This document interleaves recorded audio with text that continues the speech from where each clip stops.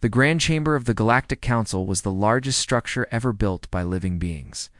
It floated in the darkness of space, a massive station that could hold millions. Today, it held only a few thousand. Representatives from 12 alien species sat in their designated sections, each one watching the small human woman who stood alone in the center of the floor. Ambassador. Una Park had stood in this exact spot many times before. She knew every crack in the polished stone beneath her feet. She knew how the light fell from the artificial sun above. She knew the smell of the recycled air and the quiet hum of the life support systems. Most of all, she knew the feeling of being looked down upon. The aliens towered over her. Some had forearms. Some had scales that shimmered like oil on water. Some had no faces at all, just smooth surfaces that somehow still managed to look smug. They were old species. Ancient species. They had traveled between stars when humans were still learning to make fire, and they never let humanity forget it. High Arbiter Vaughn sat on his elevated platform, his long gray fingers pressed together. He was tall and thin, with skin like old paper. His species had led the council for 3,000 years. In all that time, he had never once shown respect to any younger race. The council has reached its decision, Vaughn announced. His voice echoed through the chamber like a death sentence. Regarding humanity's application for full membership, we find that the requirements have not been met. The application is denied. A murmur ran through the chamber. Some of the delegates smiled. Delegate Miros, representative of the Kellan Dominion, actually laughed. It was a wet, gurgling sound that made Una's stomach turn. This was the 9th time. 9 applications over 30 years. Each time, humanity had done everything asked of them. Each time, they were told it was not enough. Una took a deep breath. She had prepared a speech. A calm, reasonable speech about cooperation and mutual benefit. She had practiced it for weeks. She threw it away. "High Arbiter," she said, her voice steady. "May I address the council?" Vaughn waved one of his thin hands.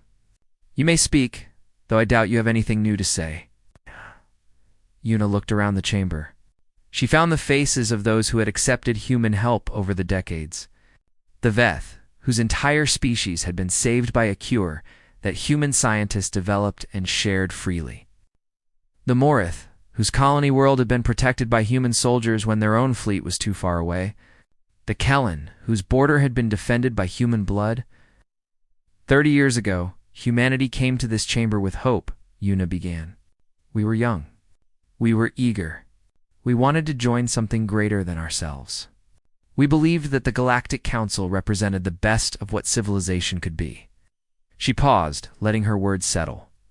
We were wrong. Murmuring stopped. The chamber became very quiet. In 30 years, we have given you our medicine. We have given you our technology. We have given you our soldiers. When the Kellan border burned, it was human ships that held the line. When the Veth plague spread, it was human doctors who found the cure. When asteroids threatened 3 of your worlds, it was human engineers who saved them. Una's voice grew harder. And what did we receive in return? Denial, dismissal, contempt. Delegate Miros shifted in his seat. His smile had faded. You tell us to wait, Una continued. You tell us to be patient. You tell us that patience is the mark of civilization. She shook her head slowly. But we have watched you. We have learned. And we have seen what you truly are. High Arbiter Vaughn leaned forward. Ambassador Park, I suggest you choose your next words carefully. Anna met his gaze without flinching. I choose them very carefully. High Arbiter. I have been choosing them for 30 years. But today, I am done choosing. She reached into her coat and pulled out a small device. It was a data chip, standard issue for diplomatic communications. She held it up so everyone could see. This contains humanity's formal withdrawal from all treaties, agreements, and partnerships with the Galactic Council. Trade agreements, defense pacts, scientific exchanges, medical cooperation. All of it. Effective immediately, the silence shattered. Voices erupted from every section of the chamber. Delegates shouted at each other, and at Una. Some demanded explanations. Others demanded her arrest. Vaughn slammed his hand on his platform. Order. There will be order. The noise slowly died down. Vaughn stared at Una with something new in his ancient eyes. Something that might have been the first flicker of concern. Ambassador Park, you cannot be serious. Earth depends on council trade routes. Your species is too young to survive alone. Una smiled. It was not a warm smile. That is what you have always believed, High Arbiter. That is what you wanted to believe. But humanity has been preparing for this moment for a very long time. She looked up to the observation balcony, where a single figure stood in the shadows. Admiral Kang Tae, Supreme Commander of Earth's Galactic Fleet, gave her one small nod. We are closing our borders, Una announced. Our defense grid is now active. Any ship approaching human space without permission will be turned away. Any ship that ignores our warnings will be destroyed. Delegate Miro stood up, his scales turning an angry red. This is an act of war. No, Una replied calmly. This is an act of self-respect. Something you would not understand. She turned and began walking toward the exit. Her footsteps echoed in the stunned silence. Ambassador Park, Vaughn called out. If you leave this chamber, there will be consequences. The council will not forget this insult. Una stopped at the door. She turned back one final time. Good, she said. We want you to remember this moment when you realize how much you needed us. Remember this moment when your borders start to burn and there are no human soldiers to save you? Remember this moment when your people are sick and there are no human doctors to help them. She pushed open the door. Remember this moment? High Arbiter, because it is the last time humanity will ever beg for your approval. The door closed behind her. In the grand chamber of the Galactic Council, chaos exploded. Delegates screamed at each other. Ancient alliances cracked. Old enemies saw new opportunities, and somewhere in the shadows of the observation balcony, Admiral Kang Tae allowed himself a small, grim smile. The waiting was over. Now, the galaxy would learn what humanity truly was. The news traveled faster than light.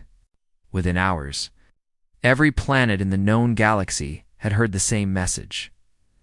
Humanity was done. On the bridge of the flagship Resolve, Captain Jae-won watched the chaos unfold on his display screens. Reports flooded in from every sector.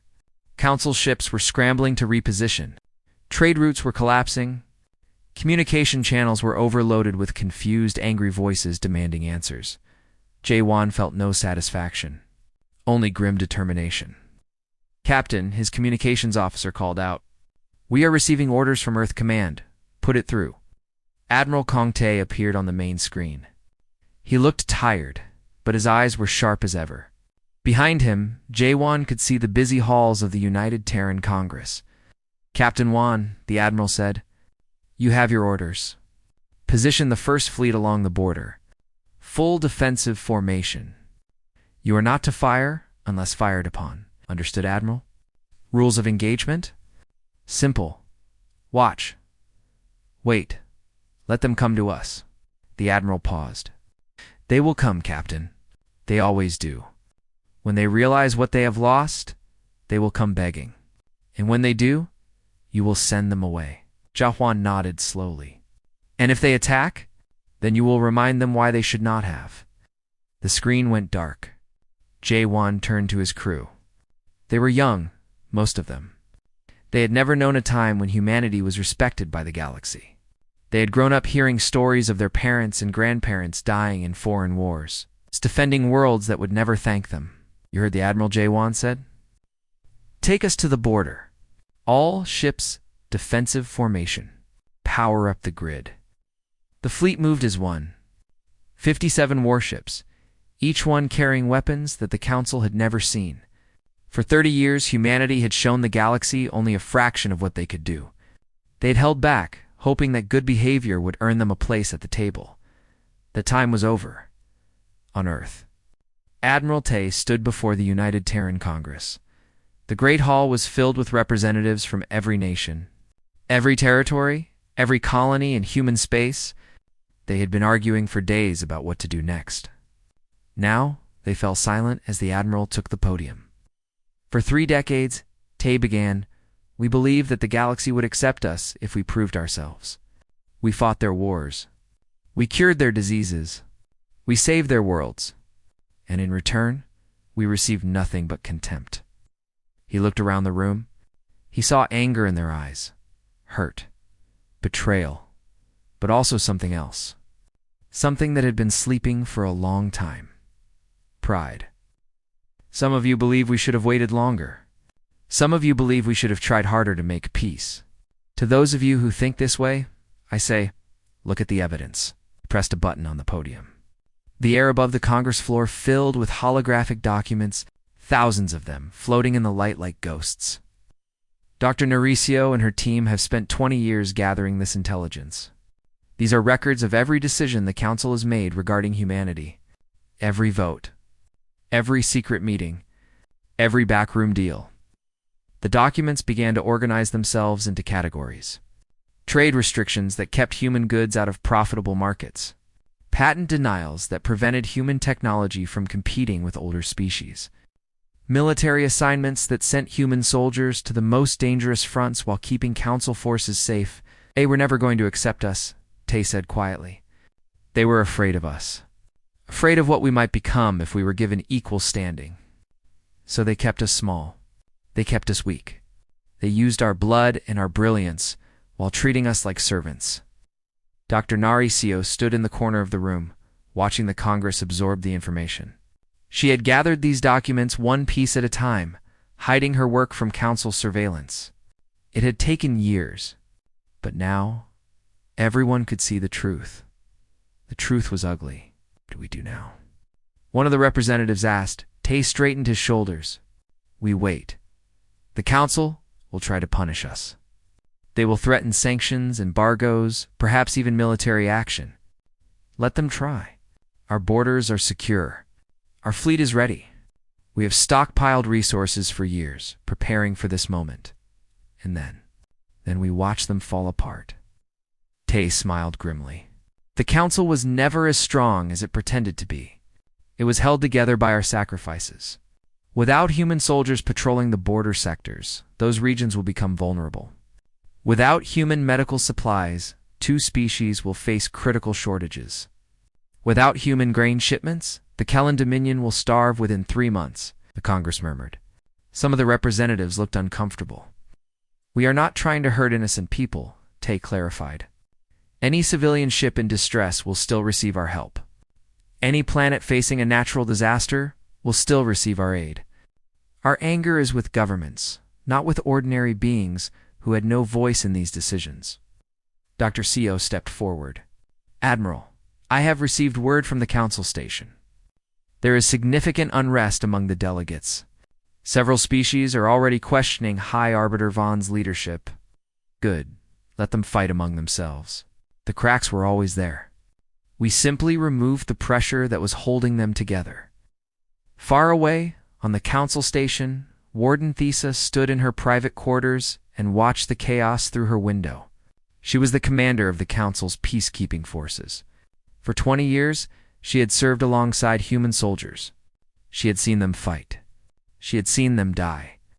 She had seen them save lives that no one else would have risked saving. And she had seen how the Amenchi Council treated them.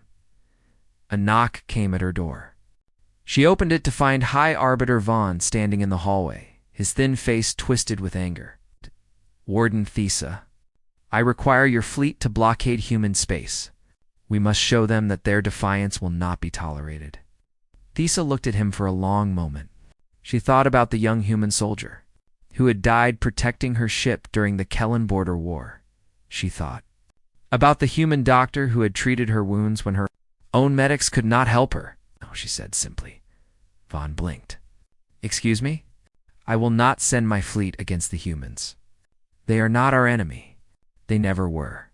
We made them our enemy by treating them like dirt beneath our feet. This is treason. This is conscience. Thesa stepped back and closed her door in the High Arbiter's face. In her quarters, alone, she sat down heavily and looked at the stars through her window. Somewhere out there, human ships were waiting in the darkness. They were not attacking. They were not threatening.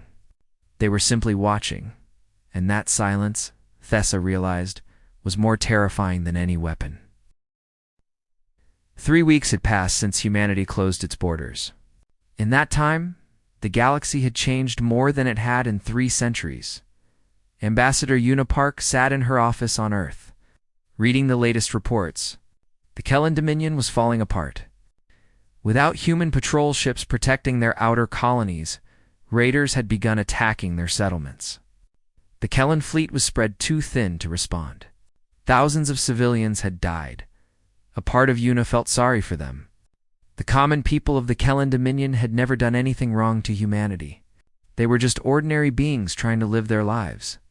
But she also remembered the face of Delegate Miros, when he laughed at her in the Grand Chamber. She remembered 30 years of insults. She remembered the human soldiers who had died defending Kellan space, how their sacrifices had been forgotten.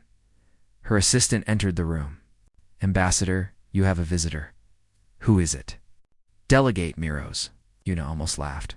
She had expected this, but not so soon. The Kellan were proud creatures. For Miros to come here personally meant that things were very bad indeed. "Send him in." Miros looked different from the last time she had seen him. His scales, which had once shimmered with health, were now dull and dry. His eyes, which had once gleamed with arrogance, were tired and hollow. He moved slowly, like an old man who had lost his strength. "Ambassador Park," he said, bowing his head. "Thank you for seeing me. I almost did not," Una replied coolly. "I remember how you laughed at me, Delegate. I remember how you treated every human who ever stood before your council."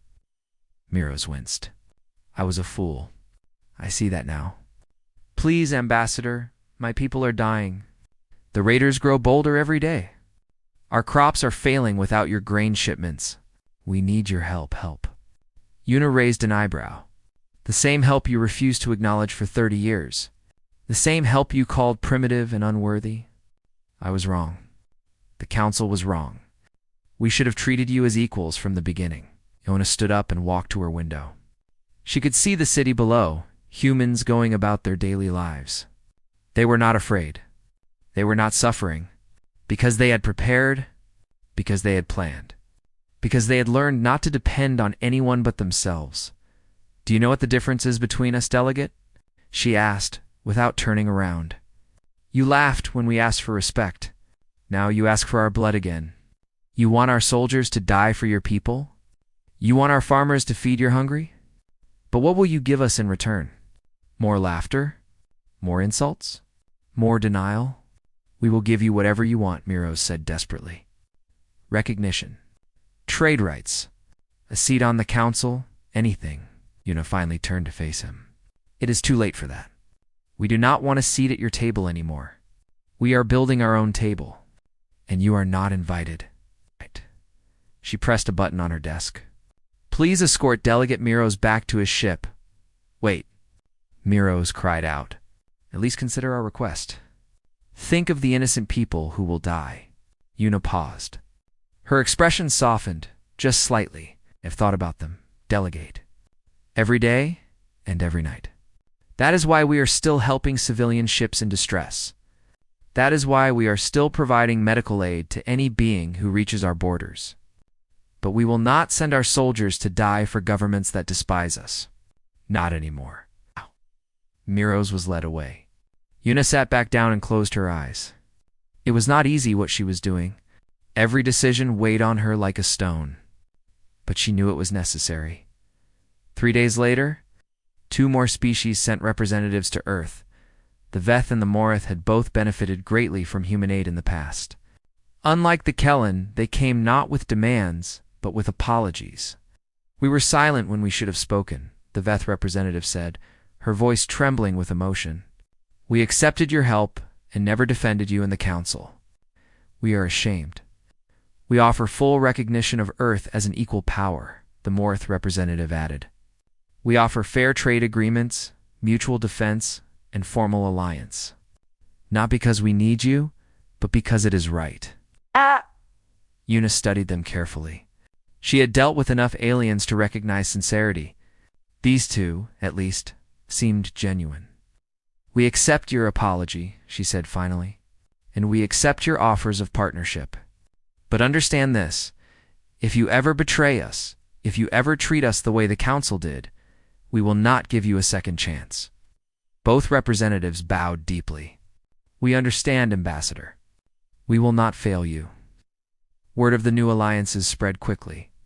Within days, 5 more species announced that they were leaving the Council to join humanity's growing coalition. The Council was cracking. Its power was fading. And at the center of it all, High Arbiter Vaughn watched his empire crumble. Admiral Kong Te released a single broadcast to every species in the galaxy. His face appeared on screens across 1,000 worlds, his voice calm and clear. "Humanity does not seek war. We do not seek revenge. We seek only to be left alone until the galaxy learns that we are not a resource to be exploited, but a people to be respected. To those who have wronged us, we are not your enemies, unless you choose to make us so. To those who have stood with us in silence, it is not too late to stand with us openly. To those who suffer because of the actions of your governments, our aid stations remain open.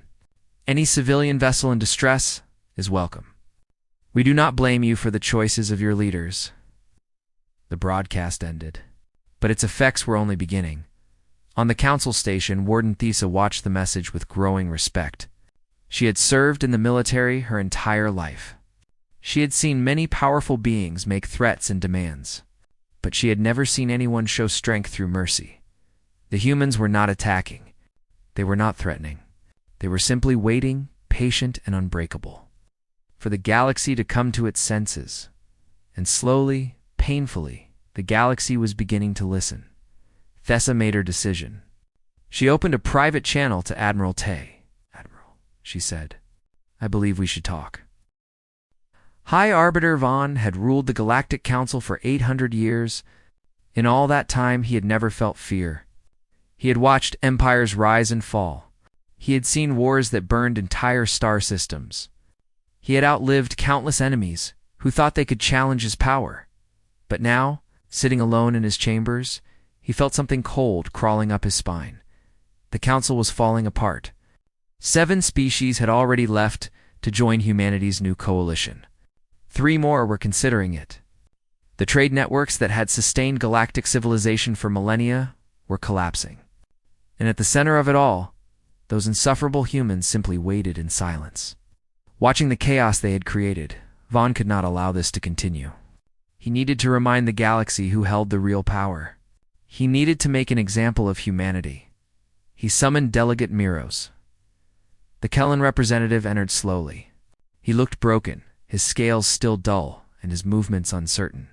His meeting with Ambassador Park had not gone well. But Vaughn did not care about Miros's personal failures. He cared only about the Kellan fleet. "Delegate," Vaughn said smoothly, "I have a proposal for you." "What kind of proposal?" "The kind that will restore your people's honor and remind humanity of their place in the galaxy." Vaughn leaned forward. "I am authorizing you to lead a strike against a human supply station near the border. A quick attack. A small victory. Something to show the galaxy that humanity is not as invincible as they pretend to be." Miros hesitated. "The humans have not attacked anyone. If we strike first, we will be the aggressors." "The humans have humiliated us all," Vaughn snapped. "They have torn apart the Council and stolen our allies. That is aggression enough. Besides, the attack will be secret. No one will know it was authorized by the Council. If anything goes wrong, you will take the blame alone." Miros stared at the High Arbiter. He understood now. Vaughn was using him. If the attack succeeded, Vaughn would take the credit. If it failed, Miros would be sacrificed. But what choice did he have?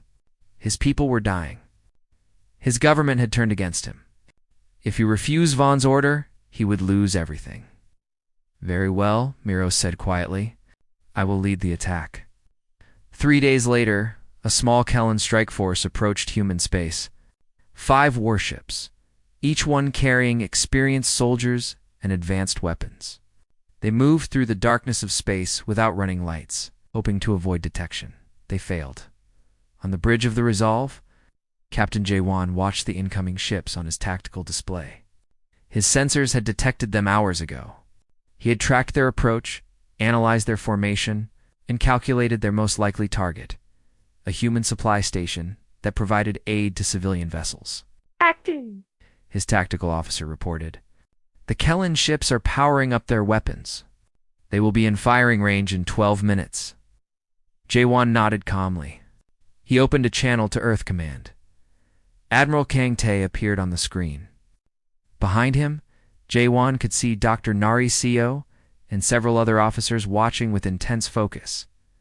Report, Captain. 5 Kellen warships incoming, Admiral. They are targeting Supply Station 7. I request permission to engage. Tae's expression did not change. Permission granted. Defend the station. But Captain, I want minimal casualties. Disable their ships. Do not destroy them. Jahuan raised an eyebrow. Admiral, we are going to teach them a lesson they will never forget. Not by killing them, but by showing them mercy they do not deserve. When this is over, I want every ship drifting in space, crews alive, completely helpless, and I want the entire galaxy to see it. J1 understood. Yes, Admiral. The Resolve moved to intercept. 4 other human warships fell into formation behind it. They were outnumbered, but that did not matter. The humans had weapons the Council had never seen, technologies they had kept hidden for decades. Today they would reveal just a fraction of what they were capable of. The Kellen strike force detected the human ships too late. By the time they tried to change course, it was already over. The battle lasted 11 minutes. Human weapons tore through Kellen shields like paper. Precision strikes disabled engines, weapons systems, and communication arrays without breaching the hulls. Each shot was calculated perfectly to cause maximum damage without killing anyone. When it was finished, 5 Kellen warships drifted helplessly in space. Their weapons were dead. Their engines were cold. Their crews were alive but trapped, completely at the mercy of the humans who surrounded them. Captain J1 opened a broadcast channel. His message was transmitted to every ship in the sector, and from there it spread across the galaxy. This is Captain J1 of the Terran warship Resolve. The Kellen strike force has been neutralized. We have not destroyed them. We have not killed them. We have shown them mercy, because that is who we are. Rescue ships are being dispatched to retrieve the survivors. Let this be a lesson to anyone who believes that humanity is weak. We chose not to kill today. We may not make the same choice tomorrow. The broadcast ended. But Dr. Narration was already preparing her own message. She compiled every piece of evidence she had gathered. The Council's secret authorization of the attack, Vaughn's private conversations with Miros, the entire conspiracy, laid bare for everyone to see. She sent it to every independent news network in the galaxy. The story spread like fire. Within hours, billions of beings across 1,000 worlds knew the truth. The Council had authorized an unprovoked attack on humanity, and humanity had responded with mercy. On the Council station, Warden Theza watched the news reports in her quarters. She had already decided to leave the Council's peacekeeping force. Now, she made another decision. She opened a channel to her fleet captains. All ships, this is Warden Theza. Effective immediately, I am resigning from the Galactic Council. Any officer who wishes to follow me is welcome to do so. We will maintain our neutrality and provide aid to any civilian ship in need. But we will no longer serve leaders who authorize attacks on innocent people. Half of the peacekeeping fleet followed her. On the Kellen homeworld, Delegate Miros was arrested by his own government. They blamed him for the failed attack, just as Vaughn had planned. But the evidence that Dr. Seo had released made it clear who was really responsible. The people of the Kellen Dominion began demanding answers. Protests erupted in their cities. Their leaders, terrified of losing control, promised investigations and reforms, and in the cold darkness of space, Captain J1 watched the rescue ships arrive to collect the Kellen survivors. He had followed his orders perfectly. He had shown mercy. He had taught the galaxy a lesson. But as he looked at the disabled ships drifting in the void, he felt no triumph. Only sorrow for what could have been avoided if the Council had simply treated humanity with respect. War is coming, he said quietly to no one in particular. Or peace. The choice is theirs now. He turned back to his bridge and began preparing for whatever came next. The Grand Chamber of the Galactic Council looked different now. Where once there had been 12 sections filled with confident delegates, there now sat only 5. The others were empty, their representatives having fled to join humanity's coalition or simply abandoned their positions in disgrace. High Arbiter, Vaughn still sat on his elevated platform. But his throne felt smaller somehow. His ancient authority had crumbled like dust in the wind. The being who had ruled for 8 centuries now looked old and weak, a relic of a dying age. The remaining delegates whispered nervously among themselves. They had heard the reports. They knew what was coming. The doors of the Grand Chamber opened. Ambassador Yuna Park walked in, but she was not alone. Behind her came Admiral Kung Tae in his formal uniform, his medals gleaming in the artificial light. Captain Jae Wan stood at his side, straight-backed and proud. Dr. Narration followed, carrying a datapad that contained the full record of everything that had happened. And behind them came the Estra, representatives of the new Terran coalition. 7 species who had chosen to stand with humanity.